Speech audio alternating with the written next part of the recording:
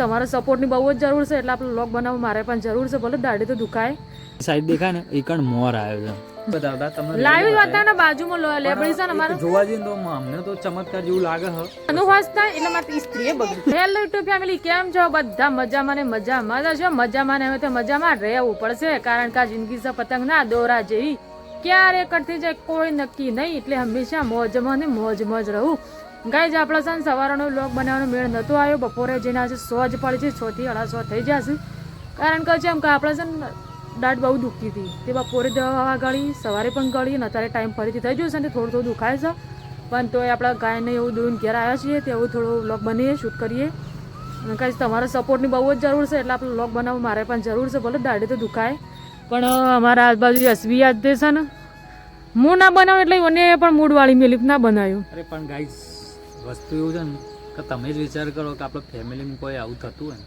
તો એનું મૂડ હોય ના હોય મેં પટોન સવારે કીધું હતું ભાઈ તું બ્લોગ બનાય રાગે રાગે જેવું આવડે એવું એમ કે દુખાય હતું એટલે પછી બ્લોગ શૂટ ના કર્યો પણ મને મૂડ નહોતો ગાઈસ હા આપણે બધું કોમ કર્યું બધું પણ હાલું બ્લોગ નહોતો બનાવ્યો તો અમે અત્યારે ચાલુ કર્યો ભાઈ પટુએ કાઢી દઈને ગાઈસ સ્પેશિયલી છે ને આજે જો એન્ડિંગમાં બ્લોગ સ્ટાર્ટ કરીએ છીએ ને એનું કારણ બી એક છે તમને કહી દઉં કે જો અમારે છે ને આ પટુન શું છે થોડું ઘણું જો એક દાડો દાઢ પાછું માથું કોક ના કોક તો ચાલુ જ હોય છે અમારે હાલની સિચ્યુએશનમાં એવું છે કે ફેમિલીમાં ભાઈ ગમે તે અને રહેવાનું ગાય છે જીવનમાં તકલીફ ના આવે ને તો જિંદગી પણ જીવાય નહીં એટલે શું છે કે દુઃખ અને સુખ જીવનમાં આવતા રહેશે બાકી તમને એક વાત બતાવવા જઈ રહ્યો છું એટલે એક વસ્તુ બતાવવા જઈ રહ્યો છું ગાઈઝ તમને એવું લાગતું છે કે ભાઈ ઝાડ તો ઘણો છે અને લીમડાય ઘણા છે આપણે લીમડા ઝાડ ઘણો છે પાનખા ઋતુએ સમય આવે ફૂલ ફાગણીએ ફૂલ ખીલે એ વાત કહેવાય છે ને લેબુડી તો હમણાં જ ખરી છે લેબુડી તો હમણાં જ ખીલી છે એટલે એમ જરી જઈશું પણ કાંઈ છે અમારે બીજો બધો ઝાડો એટલો બધો મસ્ત પગરે છે ને પણ અમારે જે બુની સિક્કોતરનું મંદિર છે ને એ જ અમારે એટલી બધી મસ્ત એવી લેબડી છે ને છોવે મસ્ત આવતો હોય પણ નીચે થોડી ફલવી કાઢી છે પણ ઉપર જે છે ને એટલે એ પોગરતી નહીં પણ અત્યારે ગાય છે હું તમને બતાવું જેટલું થાય એટલું ઝૂમ કરી દેખાય છે તમને જો આરો લેબડો મંદિરનો લેબડો જોયા જો એકદમ છે ને અને આજુ ઉપરની સાઈડ દેખાય ને એ કણ મોર આવ્યો છે જો ગાઈઝ તમને દેખાતો હશે મેં ઝૂમ કરીશ જેટલું બારો મોર અને એમાં કોઈ લેબડો પર નહીં હું તો જોઉં છું ને આટલા મારા એ આરે બધો જો આ બધી લેબડી પોગરી છે તો એ લેબડીને જોવો ગાઈઝ આપણા જેટલો મસ્ત એવો મોર આવ્યો છે આખો બધા ડાળીઓ જોવો એટલે વિચારવા જેવી જેટલું દેખાયેલું તમે ઝૂમ કરીને બતાવીશ ગાઈઝ પણ છે ને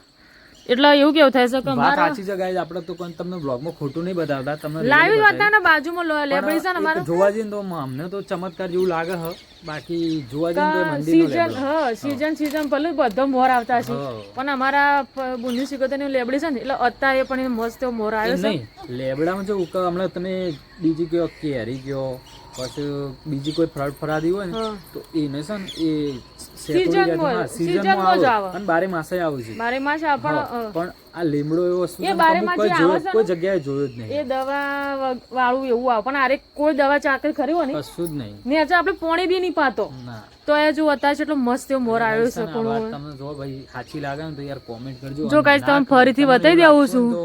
લાવી જ જો ગાઈસ જો આ એરો બધો એ બધે પોખરીઓ રે જો આ બધી અને આ બાજુમાં લેબડી કેટલી પોગરેલી છે એ બધી કુણા છે તો ઈનો તો જો કત્તી લેબડી પોગર દેખાતો નહીં ગાઈસ અને હમણાં થોડા ટાઈમ પહેલા અને હમણાં ઓજો લેબડીઓ જેરી છે પહેલા છે ને ગાઈસ લેબડીઓ હમણાં બધી છે ને હમણાં જ જરી જઈ બાકી આ છે ને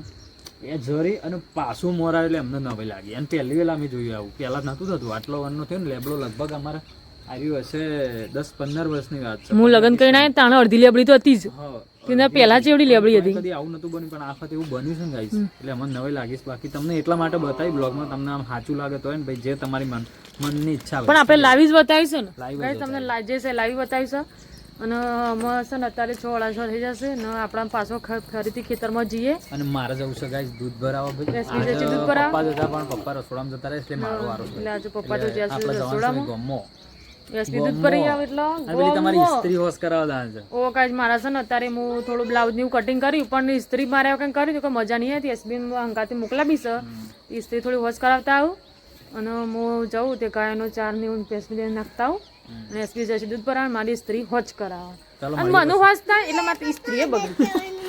આ તો દાઢ હોશ કરતો તો ઇસ્ત્રીએ બગડી તાણું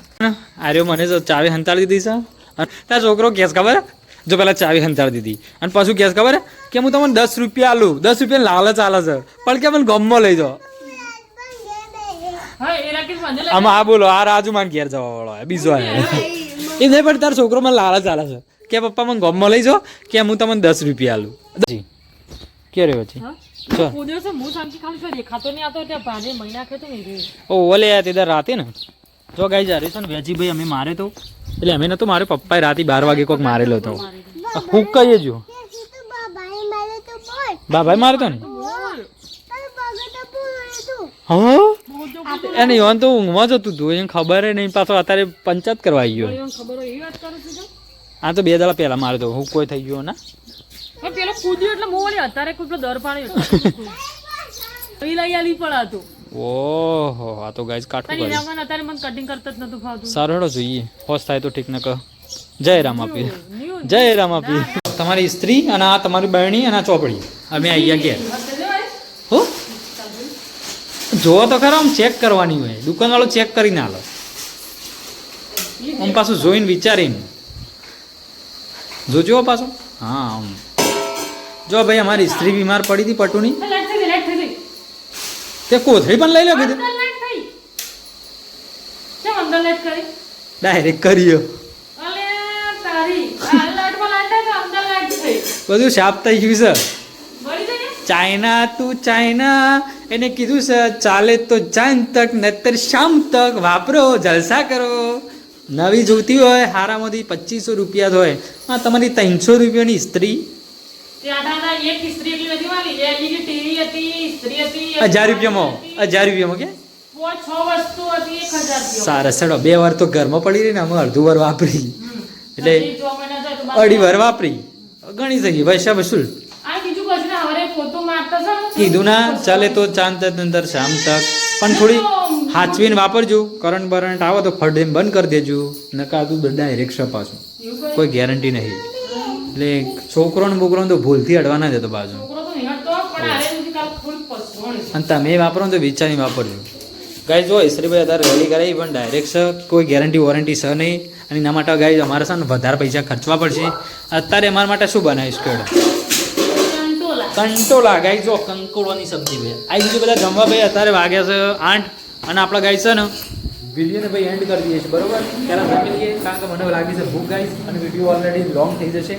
તો આવા નવા બ્લોગ જોવા માટે ભાઈ આપણી ચેનલને સબસ્ક્રાઈબ કરી નાખો યાર અને સપોર્ટ કરો મારા ભાઈ લાઈક કરો શેર કરો સબસ્ક્રાઈબ કરો મળીએ આપણે નવા બ્લોગમાં બધાને જય માતાજી take care and good night